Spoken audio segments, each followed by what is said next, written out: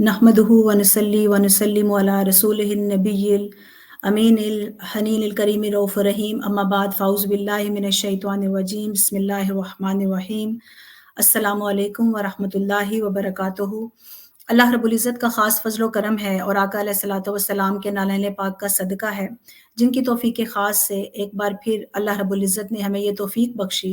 कि हम अल्लाह और उसके रसूल सल्लल्लाहु अलैहि वसल्लम के अहकामात को जानने और उस पर अमल पैरा होने के लिए इकट्ठे हुए हैं। और इस ऑनलाइन कुरानिक जर्नी के थ्रू अल्लाह रब्बुल इज़्ज़त ने ये हमारा वसीला और वास्ता बनाया है कुरान पाक को समझने के लिए और उसके साथ अपना ताल्लुक़ इस्तवार करने के लिए। मैं शुक्रिया अदा करना चाहूँगी मिनहाज कॉन्वेंट लीग यूरोप का कि जिन्होंने इस अज़ीमुश्शान ऑनलाइन कुरानिक जर्नी का एहतमाम किया और हमें ये मौका फ़राहम किया कि हम आका अलैहिस्सलातु वस्सलाम के ये खूबसूरत तोहफ़ा जो नबी करीम सल्लल्लाहु अलैहि वसल्लम की विसातत से हम तक पहुँचा, ये हमारे रब के अहकामात हम तक पहुँचाए, उसके साथ हम कनेक्ट हो सकें। आज इंशाअल्लाह हम 22nd पारा जो है उसका खुलासा तफसीर और खुलासा देखेंगे इंशाअल्लाह, जिसका आगाज़ जो है वो सूरह अल-अहज़ाब की आयात मुबारका 31 से 73 तक है। जैसे मैं हमेशा कहती हूँ कि हमारी जो सूरज़ हैं जब आप लास्ट चूज़ करते हैं तो कुछ सूरह जो है वो ओवरलैप करती हैं। तो इसी तरह से सूरह अल-अहज़ाब भी है, फिर इसमें सूरह सबा है, सूरह फातिर है और सूरह यासीन कई आयत नंबर 1 से लेकर आयत नंबर 21 तक इस पारे में मौजूद हैं, जो कि कवर करती है 22nd पारे को इन तमाम सूरतों से जो सूरह अल-अहज़ाब, सूरह सबा, सूरह फातिर और सूरह यासीन है। और यकीनन सूरह यासीन के हवाले से हम जानते हैं चूँकि कसरत से हम इसका इस्तेमाल करते हैं, इसको पढ़ते हैं और कोशिश करते हैं कि इसके जो फ़यूज़ व बरक़ात हैं वो अपनी ज़िंदगियों में हम लेकर आएँ इंशाअल्लाह। सबसे पहले सूरह अल-अहज़ाब की जो आयात मुबारका हैं उनको हम देखते हैं और इस जो पारा है हमारा 22nd इसमें जो इसका तारुफ़ है वो जैसे मैंने अर्ज़ किया इन सूरतों का है। सबसे पहले जो सूरह अल-अहज़ाब है उसमें मोस्टली जो अज़वाज मुतहहरात हैं उनके हवाले से अहकामात बताए गए हैं, उनकी फ़ज़ीलत और शान को बयान किया गया है और हमें उनके तवस्सुत से, उनकी विसातत से हमारे लिए अहकामात बताए गए हैं कि हम किस तरह से अपनी ज़िंदगियों को गुज़ारें। जब हम घर से बाहर निकलें तो क्या आदाब होने चाहिए, हमारा जो ड्रेसिंग कोड है वो क्या होना चाहिए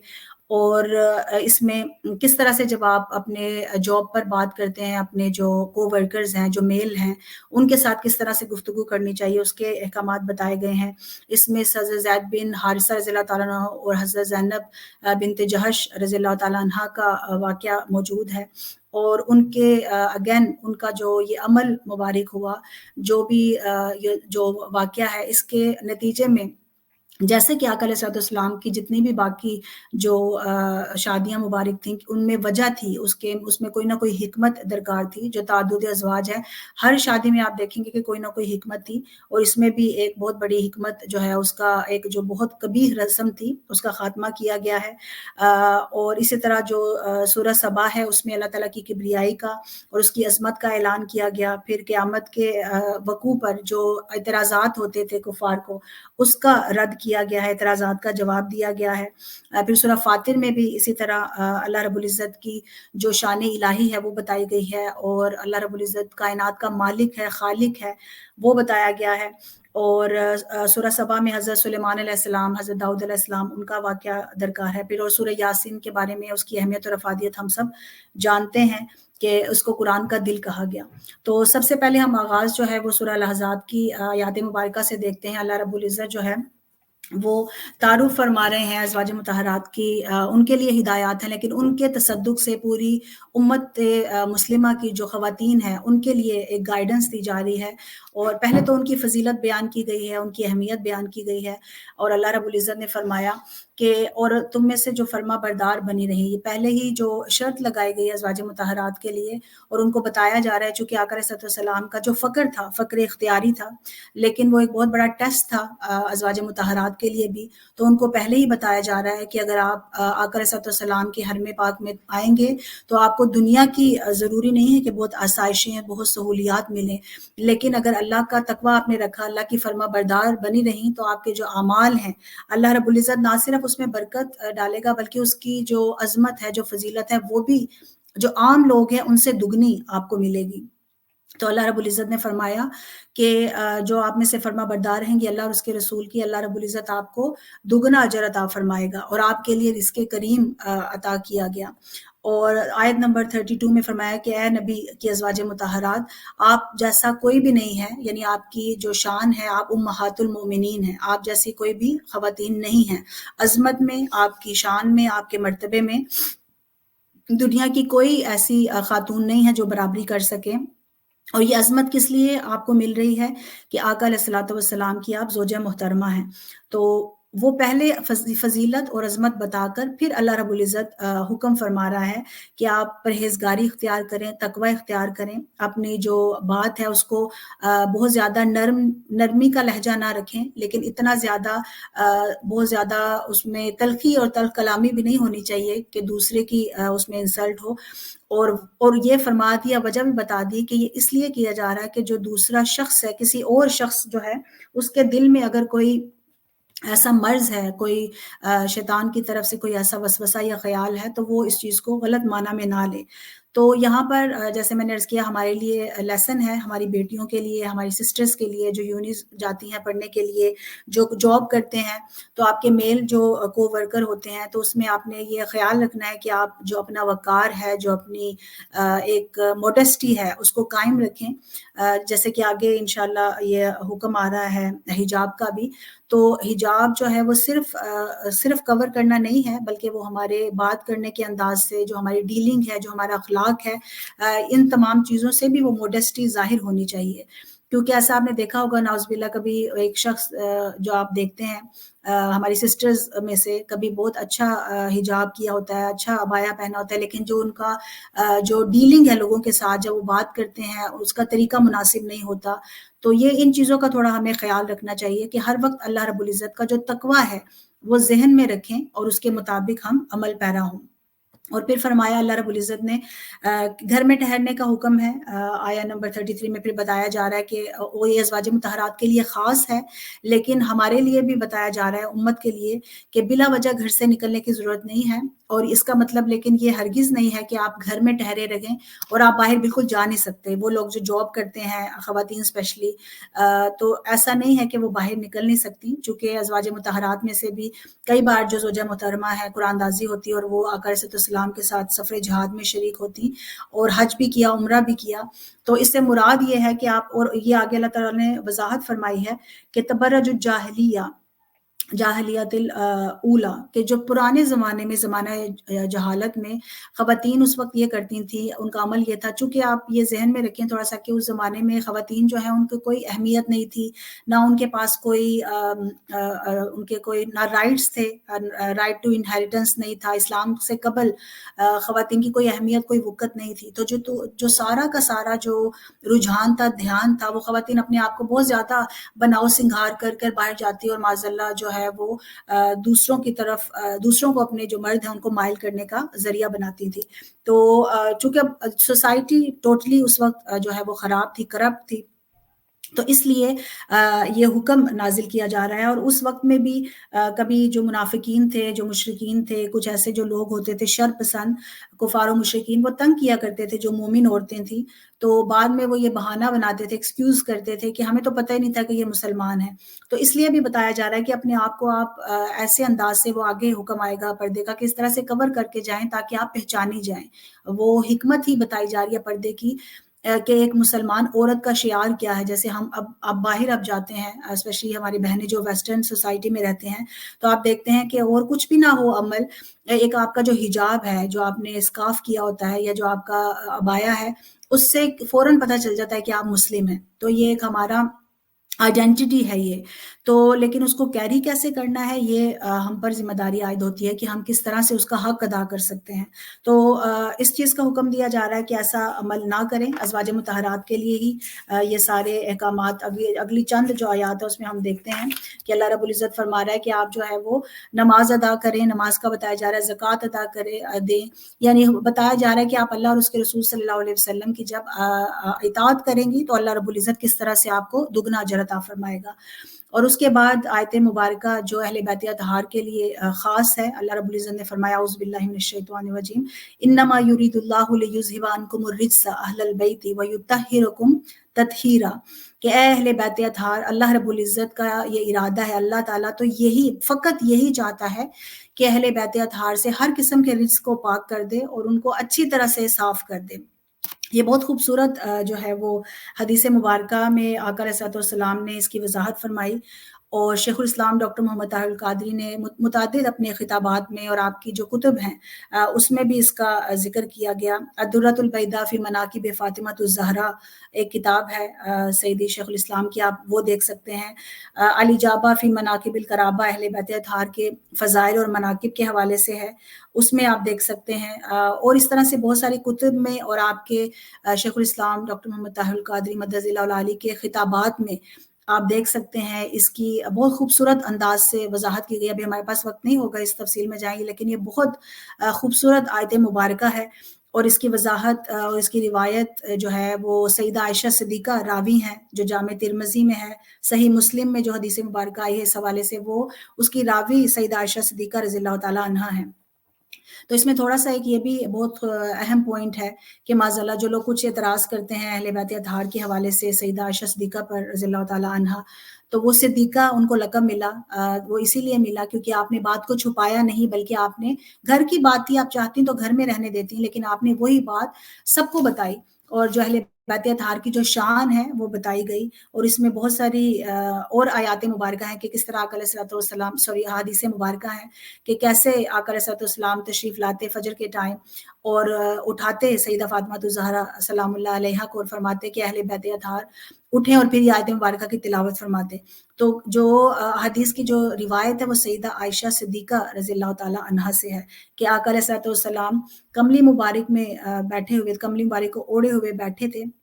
اور کس طرح سے آپ نے سیدنا امام حسن رضی اللہ تعالیٰ عنہ، حسن مجتبیٰ رضی اللہ تعالیٰ عنہ، پھر سیدنا امام حسین رضی اللہ تعالیٰ عنہ، اور کس طرح سے سیدہ فاطمہ الزہرا سلام اللہ علیہا اور سیدنا علی کرم اللہ وجہ الکریم کو اپنی کالی کملی مبارک میں چھپا لیا اور پھر یہ آیت مبارکہ پڑھی. تو یہ بہت ہی خوبصورت منظر ہوگا کہ آقا علیہ الصلوۃ والسلام نے جب یہ عمل مبارک کیا. اور شیخ الاسلام ڈاکٹر محمد طاہر القادری بہت خوبصورت ایک اس میں سے پوائنٹ ایک اخذ کرتے ہیں کہ جو ہم پنجتن پاک کہتے ہیں اہل بیت اطہار کو، 5 تن جو ہے وہ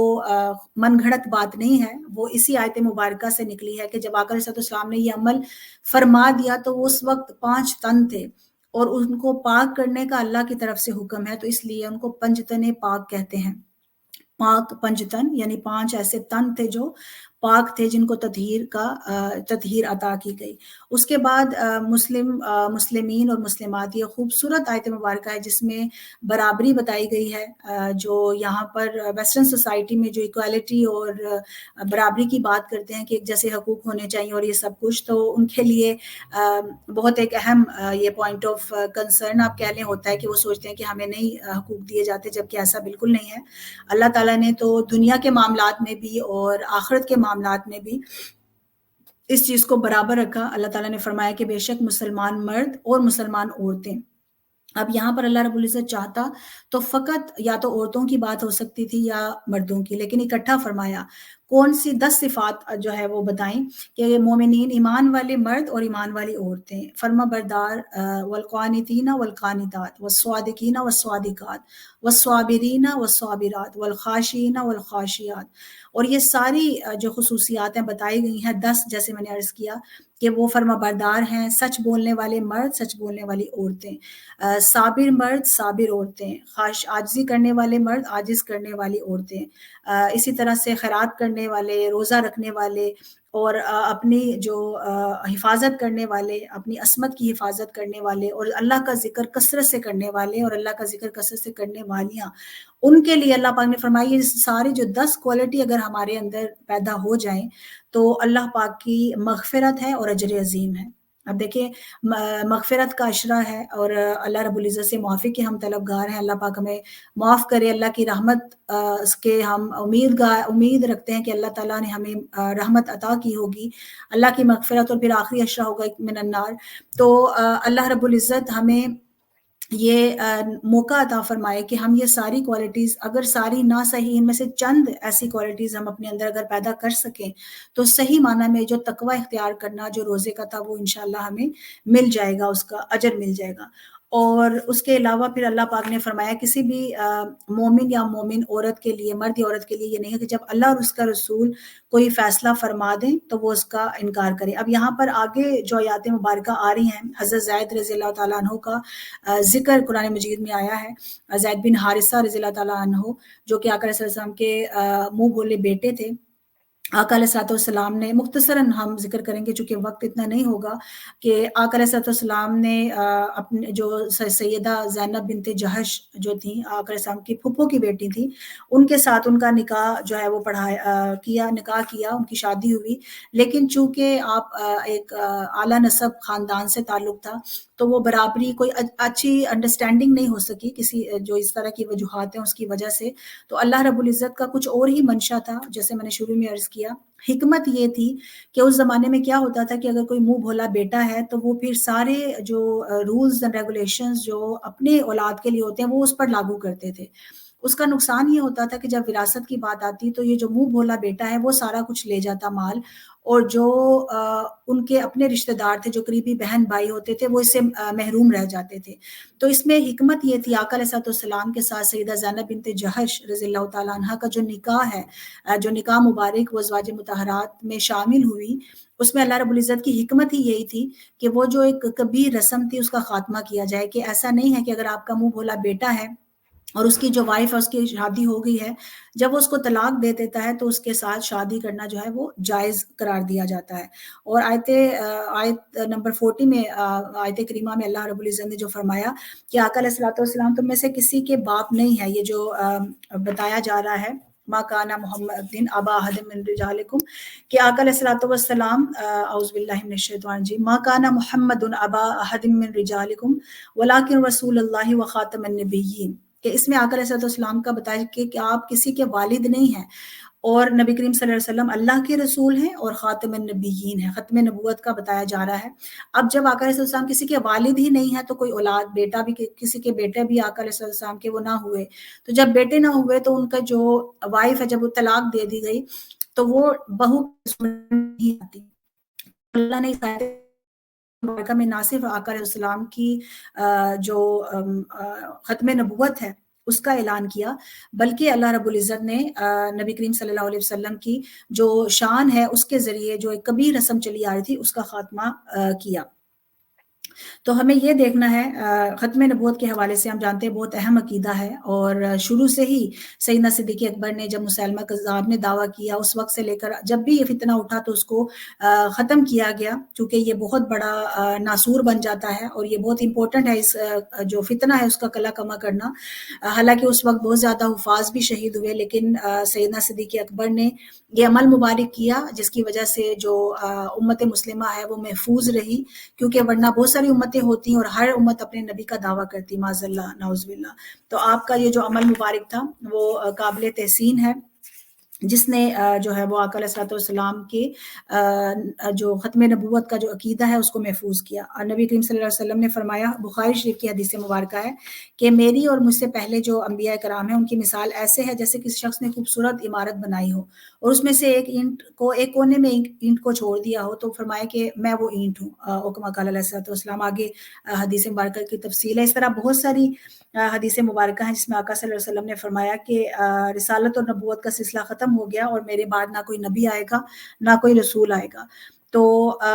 نبی یہ اینٹ کا خوبصورت بات حدیث مبارکہ کا اس طرح سے ختم ہوا کہ آقا علیہ السلام نے فرمایا کہ لوگ اس عمارت کو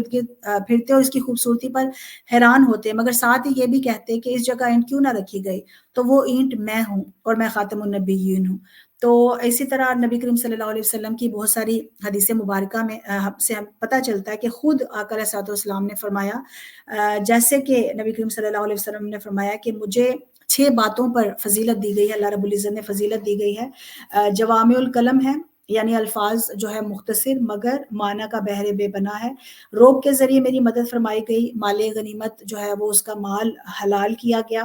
میرے لیے ساری زمین کو مسجد بنا دیا گیا، اور اس سے تیمم کی اجازت دی گئی. مجھے تمام مخلوق کے لیے رسول بنایا گیا اور فرمایا کہ میری ذات سے انبیاء کا سلسلہ ختم کر دیا گیا. تو اس طرح سے بہت ساری حدیث مبارکہ ہیں، نہ صرف قرآن مجید بلکہ آقا علیہ السلام کی جو حدیث مبارکہ ہے اس سے بھی ہمیں پتہ چلتا ہے آقا علیہ السلام کی ختم نبوت کا. تو اس کے بعد حدیث مبارکہ کے بعد آیت نمبر 41 میں ذکر اللہ تعالیٰ، آپ دیکھیں قرآن مجید میں بہت جگہوں پر اللہ پاک نے ذکر کرنے کا کہا. یہ بھی ہمارے لیے ایک بہت پریکٹیکل ہمارے لیے ایک نصیحت ہے، اور کوشش کریں کہ رمضان مبارک میں اس کی ہیبٹ بنا لیں. میں کوشش کرتی ہوں ہمیشہ ذکر کروں اس چیز کا کہ جو مسنون دعائیں ہیں آپ کوشش کریں کہ اگر آپ اس کو معمول بنا دیں، جو صبح کے اذکار ہیں، جو شام کے اذکار ہیں، جو پانی پینے کا بیٹھ کر بسم اللہ پڑھ کر دعا ہے، جو سونے کی دعا ہے، سو کر اٹھنے کی دعا ہے، جب ہم گھر سے باہر نکلتے ہیں اس کی جو دعا ہے، اس طرح سے جتنی بھی مسنون دعائیں ہیں جو اللہ تعالیٰ نے ہمیں ہماری حفاظت کے لیے ہی اپنے ذکر کا جو ایک فیض رکھا ہے، اگر ہم اس پر عمل پیرا ہوں گے تو آپ دیکھیں گے نہ صرف وہ ہماری روحانی بالغی کا سبب بنے گی، ہمارا جو قلب صفائے باطن، جو ہمارا باطن ہے اس کے لیے صفائی کا ایک ذریعہ بنے گا، صفائی قلب باطن کا جو ایک ذریعہ بنے گا. تو اس کے علاوہ جو برکت ہے اس نیت سے کرنے کی کہ ہم مسنون دعا پڑھے ہیں، اس کا بھی اللہ رب العزت اجر عطا فرمائے گا. تو یہاں پر آیت 41 میں اللہ پاک نے فرمایا کہ اے ایمان والو، اللہ کو کثرت سے یاد کیا کرو اور صبح شام اللہ کی پاکی بیان کیا کرو. تو یہ ذکر اور ذاکرین کے حوالے سے شیخ الاسلام ڈاکٹر محمد طاہر القادری مدظر العالی کی کتاب ہے ذکر الہی اور ذاکرین کے فضائل، اس کا مطالعہ آپ ضرور کریں تو آپ کو اندازہ ہوگا کہ اللہ کا ذکر کرنے میں کس قدر عظمت ہے. اور اللہ تعالیٰ خود فرماتا ہے کہ فَاذْكُرُونِی أَذْكُرْكُمْ، تم مجھے یاد کرو میں تمہیں یاد کرتا ہوں. تو آپ اندازہ کریں کہ ہم جب اللہ کو یاد کرتے ہیں تو ہم تو اس اگر خلوت میں کریں، اللہ خلوت میں کرتا ہے اپنی شان کے لائق، جلوت میں کریں تو ہمارے تو عام یہ لوگ ہیں. اللہ رب العزت اپنے نورانی جو مخلوق ہے ملائکہ، اس کی موجودگی ہمیں یاد کرتا ہے. تو اس سے بڑھ کر ہمارے لیے کیا بلیسنگ ہوگی کہ اگر ہم یہ عمل کر سکیں. اس کے بعد اللہ کے بندے، جب اللہ رب العزت اپنے بندے پر صلوات بھیجتا ہے اس کا مطلب اللہ کی رحمت ہے. جو اللہ کی رحمت نازل ہوتی ہے اس کے ملائکہ کی بھی رحمت نازل ہوتی ہے. اللہ تعالیٰ ہمیں ظلمات تاریکیوں سے نکال کر نور میں لے آتا ہے. تو یہ اللہ رب العزت کا بہت کرم ہے، بہت رحمت ہے اپنے بندے پر. یہ سارے انعامات اللہ رب العزت فرماتا ہے. آیت نمبر 45 اللہ رب العزت آقا علیہ السلام کی اگین شان بیان کی جا رہی ہے. اعوذ باللہ من الشیطان الرجیم. یا ایھا النبی انا ارسلناک شاہدا ومبشرا ونذیرا وداعیا الی اللہ باذنہ وسراجم منیرا. یہ آقا علیہ السلام کی یہاں پر شانیں بیان کی گئی ہیں کہ بے شک اللہ پاک نے آقا علیہ السلام کو شاہد بنا کر بھیجا گیا. اب اگین یہ ایک آیت مبارکہ پر شیخ الاسلام کے بہت زیادہ لیکچرز ہیں، اگر آپ سنیں اس کو تو آپ حیران رہ جائیں گے کہ صرف جو ایک شاہد ہے جس کا مطلب ہے گواہ، اس کے ہی کتنے میننگز بتائے گئے ہیں کہ اس کا کیا معنی ہے، آقا علیہ السلام کا شاہد ہونے سے کیا مراد ہے. تو آپ اس کو یوٹیوب پر اگر آپ سرچ کریں گے تو آپ یقیناً اس کو سن سکیں گے. اور خوشخبری دینے والا آقا علیہ السلام کی شان بیان کی جا رہی ہے،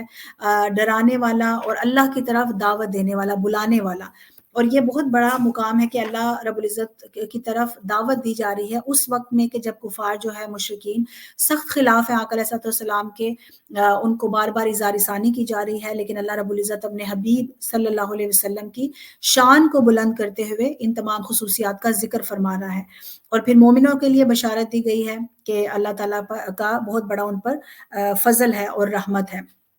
اور اسی طرح سے جو آیت مبارکہ ہے سورہ الاحزاب کی آیت نمبر 49، آگے آپ دیکھیں تو حکم دیا جا رہا ہے، اس میں ان نکاح کے حوالے سے کچھ مسائل بتائے گئے ہیں کہ اگر خلوت صحیحہ نہ ہوئی ہو اور اس کے بعد طلاق دے دیں، اس کے بغیر طلاق دے دیں تو اس کے لیے عدت ضروری نہیں ہے. اس کے احکامات بتائے گئے ہیں. پھر تعدد ازواج کا بتایا گیا ہے. کون کون جو ہے وہ محرم ہے اس کی تفصیل بتائی گئی ہے کہ آپ کے چچا کی بیٹیاں، آپ کی پھپھو کی بیٹیاں، یہ سارے جو ہے وہ اس کی تفصیل جو ہے بتائی گئی ہے. اس کے بعد نبی کریم صلی اللہ علیہ وسلم کے جو نکاح ہیں اس کی جو عام مسلمان ہیں اس کو اجازت دی گئی کہ 4 تک وہ کر سکتا ہے. لیکن وہ بھی میں نے غالباً لاسٹ ٹائم بتایا تھا کہ اس کی حکمت ہے اور اس شرائط کے ساتھ بتایا گیا. ایسا ہی نہیں کہ آپ بس ایک سے شادی کریں، دوسری سے، تیسری سے، ایسا نہیں ہے، بلکہ وہ اس کے ساتھ کنڈیشنز ہیں، اور یہ بھی فرمایا اللہ پاک نے کہ اگر تم نہیں ان کنڈیشنز کو پورا کر سکتے تو بہتر ہے کہ تم ایک پر ہی اکتفا کرو۔ تو اس لیے یہاں پر شرعی حکم بتایا جا رہا ہے کہ شرائط جو شرط عدل ہے اس کو ملحوظ خاطر رکھنا جو ہے وہ بہت زیادہ ضروری ہے۔ اگر وہ نہیں کر سکتے تو آپ کو اجازت پھر نہیں ہوگی، کیونکہ یہ شرط ہے۔ تو آقا علیہ الصلوۃ والسلام کی جو تعدد ازواج ہیں اس میں بھی آپ دیکھ لیں تو آقا علیہ الصلوۃ والسلام کی عمر چھوٹی تھی جب سیدہ خدیجہ الکبریٰ رضی اللہ تعالیٰ عنہ سے نکاح مبارک ہوا، تو اس کے بعد جب تک آپ زندہ رہیں آقا علیہ السلام نے نہیں نکاح کیا، اس کے بعد بھی جب ہوا تو وہ بہت بوڑھی خاتون تھی جن کے ساتھ کیا حضرت سودا کے ساتھ رضی اللہ تعالیٰ عنہا۔ اور پھر جتنی بھی آپ ازواج مطہرات دیکھیں گے تو ہر زوجہ محترمہ کے ساتھ جو شادی ہوئی، نکاح ہوا، اس میں اللہ کی طرف سے کوئی نہ کوئی حکمت اور بہتری درکار تھی۔ تو یہ نبی کریم صلی اللہ علیہ وسلم کے جو لوگ اعتراض کرتے ہیں نان مسلم، تو ان کے لیے یہ وضاحت، خیر وہ آپ کچھ بھی ریزنز دیں گے وہ اعتراض ہی کریں گے، جبکہ وہ اعتراض کوئی ان کا بنتا نہیں ہے، چونکہ جو حضرت موسیٰ علیہ السلام اور جو ان کے باقی جو انبیاء کرام تھے تو ان کے بھی تعدد ازواج جو ہیں وہ تھی، لیکن وہ اوبویسلی آقا علیہ السلام کی ذات پر معاذ اللہ جو تہمت ہے اور اس طرح کے جو اعتراضات ہیں وہ کرتے ہیں۔ تو اس لیے ان چیزوں کو اور نبی کریم صلی اللہ علیہ وسلم کو اس چیز کا بھی حکم دے دیا گیا کہ آقا علیہ السلام نے مسلمانوں کو حکم دیا کہ وہ تمام جو وائف ہیں، یعنی عدل کا پہلو رکھا گیا، لیکن آقا علیہ السلام کو مستثنا قرار دے دیا گیا اس حکم سے، چونکہ پہلی بات تو یہ پتا تھا کہ آقا علیہ السلام کی جو نبی کریم صلی اللہ علیہ وسلم کی شان مبارک ہے اس میں ایسا ہو نہیں سکتا کہ وہ عدل نہ کریں، لیکن اللہ کی طرف سے یہ پابندی جو ہے وہ اٹھا دی گئی تاکہ لوگ جو ہے اس پر اعتراض نہ کریں۔ اس کے بعد تعدد ازواج کے بعد آداب رسول صلی اللہ علیہ وسلم سکھائے جا رہے ہیں۔ سورہ حجرات میں آقا علیہ السلام کے جو ادب ہے اس کی ڈیٹیل موجود ہے، کیسے پکارنا ہے، کس طرح سے نام لینا ہے، اور اس آیت مبارکہ میں آیت نمبر 53 میں آقا علیہ السلام ایمان والوں کو بتایا جا رہا ہے کہ اگر نبی کریم صلی اللہ علیہ وسلم کے گھروں میں داخل ہو، دیکھیں اتنی ڈیٹیل بتائی جا رہی ہے، اب یہ مینرز سکھائے جا رہے ہیں نا، اسلام چونکہ ایک کمپلیٹ کوڈ آف لائف ہے، تو ہر چیز کا اللہ رب العزت ہمیں بتا رہا ہے کہ اگر آپ کسی کے گھر جاتے ہیں آقا علیہ السلام کے توسط سے، تو ایسا نہیں کہ آپ کھانے کے لیے جائیں تو بس آپ بیٹھے رہیں، کیونکہ لوگ کبھی کیا ہوتا ہے کہ کچھ گیسٹ کبھی آتے ہیں تو وہ بس بیٹھے رہتے ہیں، اب جو ہوسٹ ہیں وہ out of courtesy, out of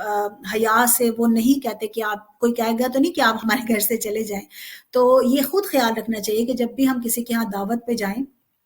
تو اتنا وقت وہاں پر گزاریں کہ جو ہوسٹ ہے اس کو ہم تکلیف نہ دیں۔ تو یہاں پر ایمان والوں کو کہا جا رہا ہے کہ نبی کریم صلی اللہ علیہ وسلم کے گھروں میں جب داخل ہوتے ہو تو کھانے کی اجازت ملے تو آپ اندر آ جائیں، ورنہ آپ کو اجازت نہیں، اور جب آ جائیں تو آ کر پھر بیٹھے نہ رہیں، وہاں ہی دل لگا کر نہ بیٹھ جائیں، کیونکہ یہ چیزیں اللہ کے رسول صلی اللہ علیہ وسلم کے لیے باعث تکلیف ہے۔ کیوں؟ کیونکہ آقا علیہ السلام تمہیں نہیں کہیں گے کہ جاؤ، اور وہ تم سے حیا فرماتے ہیں۔ اب اللہ رب العزت نے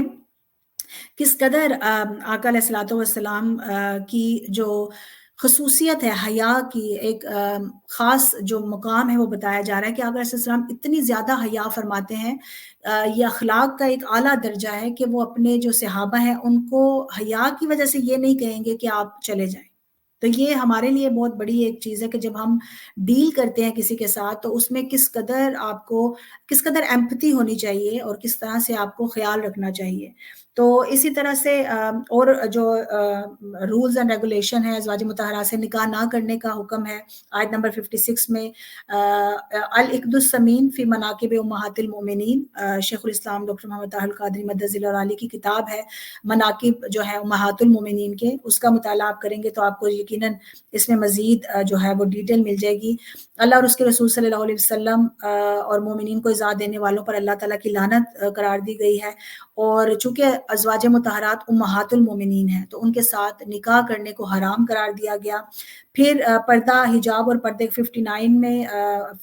مومنین کو حجاب کا حکم دیا گیا کہ وہ حجاب کریں، یعنی اپنے جو جلابی ہننا کا ورڈ جو ہے وہ استعمال کیا گیا ہے کہ وہ اپنی اوڑھنیاں جو ہے وہ اپنے سینوں پر رکھیں، اور جب آپ باہر جائیں تو کس طرح سے جانا ہے۔ تو یہ اگین ہمارے لیے بتایا گیا ہے کہ جب آپ حجاب کرتے ہیں تو اس میں کیا کنڈیشن ہونی چاہیے کہ آپ جب جائیں، اور یہ وجہ بتائی گئی ہے کہ کیوں؟ تاکہ آپ کو پھر نقصان نہ پہنچایا جائے، تنگ نہ کیا جائے، تاکہ پتہ ہو کہ یہ اہل ایمان والی خواتین ہیں۔ تو یہ ان چیزوں کا ذکر کیا گیا۔ اور اس کے بعد اللہ رب العزت نے اپنے حبیب صلی اللہ علیہ وسلم کا جو قیامت کے بارے میں لوگ پوچھتے تھے، اللہ رب العزت کے پاس قیامت کا علم ہے، اس کا تذکرہ کیا گیا۔ اللہ رب العزت ایمان والوں کو بتایا گیا کہ سیدھی بات کریں، اور کولن سدیدہ کا کہا گیا کہ سیدھی بات کرنے کا حکم دیا جا رہا ہے آیت نمبر 70 میں، اور اعمال کی درستگی کا بتایا جا رہا ہے کہ جو درست اعمال کی درستگی کس قدر ضروری ہے، کیونکہ اکثر کیا ہوتا ہے کہ ہم جب بات کرتے ہیں تو کبھی بات کو بہت زیادہ گول مول جس کو کہتے ہیں کر دیتے ہیں، اور بات کو صحیح طریقے سے نہیں کرتے۔ تو اللہ تعالیٰ نے بتا دیا ہمارے لیے کہ اگر ہم صحیح طرح بات کریں گے تو اللہ تعالیٰ کس طرح سے ہمارے یصلح لکم اعمالکم، ہمارے نہ صرف اعمال کی اصلاح ہوگی، اللہ تعالیٰ ہمارے گناہوں کو معاف کر دے گا۔ تو صرف ایک صحیح سیدھی بات جب کریں گے تو اللہ تعالیٰ اس کا کس قدر آپ کو اجر عطا کرتا ہے، وہ اس میں ہمیں بتایا گیا ہے۔ اور جو حجاب کے بارے سے ہے وہ میں یہ کہنا چاہوں گی کہ اکثر ایسا ہوتا ہے کہ جو خواتین ہیں وہ یہ کہتی ہیں کہ آپ جب حجاب کا اگر آپ کسی کو کہتے ہیں تو یہ کہہ دیا جاتا ہے کہ نہیں، صرف جو ہے وہ نظر میں حیا ہونی چاہیے اور یہ سارا کچھ، تو ایسا عمل نہیں ہے، اللہ نے حکم دیا تو ضروری ہے۔ اہم آیت مبارکہ، ابھی ہمارے پاس وقت بہت کم ہے، ابھی تو صرف ہم نے سورہ الاحزاب کی آیات پر کیا۔ یہ آخری آیت، آخری آیت، اہم آیت جو ہے سورہ الاحزاب میں آیا 56، جو اللہ رب العزت نے فرمایا اعوذ باللہ من الشیطان الرجیم کہ ان اللہ و ملائکتہ یصلون علی النبی یا ایھا الذین آمنوا صلوا علیہ وسلموا تسلیما۔ تو یہ اللہ رب اللہم صلی علی سیدنا مولانا محمد وعلی آلہ وصحبہ وبارک وسلم، اللہ رب العزت نے درود پاک کا بتایا گیا۔ درود پاک ایک مقبول عبادت ہے، اور اس کی جو ہے وہ بہت ڈیٹیل، اگین آپ حضور شیخ الاسلام کی کتاب ہے درود و سلام اور عظمت مصطفیٰ، فضیلت درود و سلام اور دلائل البرکات، اور بہت سارے لیکچرز ہیں جس میں درود پاک کا بتایا گیا ہے کہ درود پاک ایک مقبول عبادت ہے، اور اس لیے ہے کہ اس میں نہیں ہے، اس میں اللہ کی ہی بات ہے اور اس کے رسول کی۔ یہ نہیں کہا جاتا کہ میں درود بھیج رہی ہوں، تو سارے کا سارا جو عمل ہے وہ اللہ رب العزت کی ذات اور اللہ کے رسول کی ذات کا ہے۔ تو اور ہر عبادت کا ایک وقت مقرر ہے، لیکن درود پاک ایک ایسی عبادت ہے کہ جس کا کوئی وقت مقرر نہیں ہے، کوئی شرائط نہیں ہے، آپ کبھی بھی پڑھ سکتے ہیں، اور یہ میزان پر عمل کو بھاری کرنے والا عمل ہے۔ اور یہ منہاج القرآن کا بہت بڑا خاصہ ہے، یہ اربوں خربوں کی تعداد میں درود پاک پڑھا جا چکا ہے۔ پاکستان میں گوشہ درود کی جو بلڈنگ ہے وہاں پر بیٹھتے ہیں لوگ، پڑھتے ہیں درود پاک۔ تو یہ بہت بڑی نعمت ہے، کیونکہ آپ نہ صرف اگر گھر میں پڑھیں، گوشہ درود کی محفلیں قائم کریں، تو آپ کے گھر میں ملائکہ کا آنا جانا ہو جاتا ہے، اور اس کی جو برکات ہیں، ابھی چونکہ وقت اجازت نہیں دیتا کہ ہم اس کی جو ہے وہ تفصیل یہاں پر کر سکیں، چونکہ ابھی ہماری 2-3 سورج جو ہیں اس کی ڈیٹیلز ابھی باقی ہیں، لیکن میں مختصراً بتا دوں گی چونکہ وقت کم ہے ہمارے پاس۔ سورہ سبا جو ہے اس کے بعد آتی ہے، اس کی آیت نمبر 15 سے ہی نام لیا گیا، مکی صورت ہے، آیات 54 ہیں، 6 رکوع ہیں، اور اس میں ایک بستی کا ذکر کیا گیا جو خوشحال تھی، لیکن وہ اپنے رب کو بھول گئے، انہوں نے نافرمانی کی، تو اللہ تعالیٰ نے کس طرح سے پھر ان پر عذاب نازل کیا۔ حضرت داؤد علیہ السلام کو فضیلت بخشی، اللہ پاک نے پہاڑوں اور پرندوں کو حکم دیا جاتا کہ وہ ان کے ساتھ عبادت کریں، تسبیح کریں، لوہا نرم کرنے کا آپ کو اعزاز حاصل، اللہ پاک نے یہ فن سکھایا۔ اس سے پتہ چلتا ہے کہ جب دستکاری جو اپنے ہاتھ سے کمانا ہے اس میں کوئی آر اور عیب نہیں ہے، آپ کر سکتے ہیں، محنت کر سکتے ہیں۔ آیت نمبر 12 میں حضرت سلیمان علیہ السلام کے لیے ہوا کو مسخر کر دیا گیا۔ جب آپ سفر کے لیے جاتے ہو تو وہ صبح کے وقت اونلی جو سفر ہوتا ہے وہ 1 ماہ کی جو وساطت ہے، طوالت جو ہے وہ اتنی ہوتی تھی۔ جنات کا ذکر ہے کہ وہ بہت اپنے آپ کو سمجھتے تھے کہ ہمیں غیب کا علم ہے، اللہ تعالیٰ نے ان کے اس جو زوم ہے اس کا بتایا گیا، اور شرمندگی ان کو ہوئی۔ آپ جب سب جانتے ہیں وہ واقعہ کہ کس طرح سیدنا سلیمان علیہ السلام وہ تابع تھے، چونکہ آپ کے بہت بڑی بڑی بلڈنگز آپ کے لیے بناتے تھے، تو حضرت سلیمان علیہ السلام عبادت فرما رہے تھے ٹیک لگا کر، جب آپ کا وصال ہوا 1 سال تک آپ اسی طرح ٹیک سے کھڑے رہے، یہاں تک کہ وہ جو لکڑی ہے اس کو جب دیمک لگی تو پھر ان کو پتہ چلا کہ یہ تو ان کا وصال ہو گیا، اور ہم کتنے نادان تھے، نادانی کے عالم میں رہے کہ ہمیں پتہ نہیں چل سکا۔ تو یہ اللہ پاک نے ان کا جو ایک ان کا آپ کہہ لیں کہ گمان تھا اس کو دور کیا کہ سب علم ان کے پاس نہیں ہے۔ پھر ہر کوئی شفاعت نہیں کر سکتا، اللہ تعالیٰ جس کو اجازت دیتا ہے وہی صرف کر سکتے ہیں۔ تو اس سورہ مبارکہ میں مینلی یہ ان چیزوں کا بتایا گیا۔ سورہ فاطر جو ہے آیت نمبر 45 ہے، مکی صورت ہے، اس میں عقیدہ توحید کو ثابت کرنے کے لیے اللہ کی عظمت اور شان بیان کی گئی ہے، قدرت اور حکمت کی دلیل ہے، دنیا کی محبت کو چھوڑ کر اللہ کی عبادت کرنے کا بتایا گیا کس طرح سے بنجر زمین ہوتی ہے لیکن اللہ تعالیٰ اس پر کیسے سرسبز و شاداب اس کو کر دیتے ہیں بارش سے۔ پھر بتایا گیا کہ دوزخ میں جائیں گے تو چلائیں گے اور کہیں گے ہمیں واپس بھیج دیں، جبکہ اللہ پاک جانتا ہے کہ یہ وہ فقط ان کا اس وقت کا خیال ہے، اگر ان کو پھر بھی بھیج دیا جائے تو ان کا عمل نہیں ٹھیک ہوگا۔ اس کے بعد سورہ یاسین ہے۔ سورہ یاسین ہم جانتے ہیں کتنی اہمیت کی حامل آقا صلی اللہ علیہ وسلم نے فرمایا کہ ہر چیز کا قلب ہوتا ہے اور قرآن کا دل جو ہے وہ سورہ یاسین ہے۔ اس کے علاوہ اس کی بہت ساری اہمیت اور فضیلت ہے۔ اس میں آقا صلی اللہ علیہ وسلم کی تصدیق کی گئی ہے رسالت امام صلی اللہ علیہ وسلم، قرآن کی حقانیت اور اس کی دو صفات بتائی گئی ہیں، چونکہ صرف 21 آیات ہیں تو اس میں جس چیز پر فوکس کیا گیا وہ اسی چیز کا تھا کہ نزول قرآن جو ہے اس کی غائب بتائی گئی ہے، اور کس طرح سے وہ جو بستی کے لوگ تھے وہ ان کو اللہ تعالیٰ نے بہت زیادہ عطا کیا تھا، لیکن وہ دنیا کی جو چکا چوند ہے اور عیش و عشرت میں آگے نافرمانی کی۔ تو اس آیت مبارکہ جو ہماری اس پارے میں اس سورہ یاسین کی ختم ہوتی ہے وہ اس پر کہ ایک شخص دوڑ کر اپنی قوم کی طرف آیا جس کو اللہ نے تھوڑا اختیار دیا تھا، اور وہ اس نے کوشش کی کہ وہ جائے اور ان کو بتائے کہ تم یہ اللہ نے 3 انبیاء کو بھیجا، تم جو ان کو منحوس معاذ اللہ قرار دے رہے ہو، ان کی بات نہیں مان رہے، تو ان کی بات کو مان لو، یہ اللہ کی طرف سے سچے ہیں۔ تو اس طرح سے ان تمام جو صورتیں ہیں ان کا ہم نے کوشش کی مختصر جائزہ لیں، اسپیشلی میں معذرت خواہ ہوں جو باقی صورتیں ہیں ان کو مزید ہم ڈیٹیل میں نہیں کر سکے، جتنا کہہ سکے اللہ اور اس کے رسول صلی اللہ علیہ وسلم کی طرف سے ہے اور حضور سیدی شیخ الاسلام کی تعلیمات کا نتیجہ ہے۔ اگر کمی کجی یقیناً رہ گئی ہوگی، میں اللہ کی بارگاہ میں معافی کی طلبگار ہوں اور میں آپ سے بھی معافی چاہتی ہوں اس چیز کو صحیح طرح سے اگر نہیں پہنچا سکی۔ اللہ پاک سے دعا کرتے ہیں کہ اللہ رب العزت ہمیں صحیح معنی میں قرآن کی تعلیمات کو سمجھنے اور اس پر عمل پیرا ہونے کی توفیق عطا فرمائے۔ وما علینا الا البلاغ المبین۔ والسلام علیکم ورحمۃ اللہ وبرکاتہ۔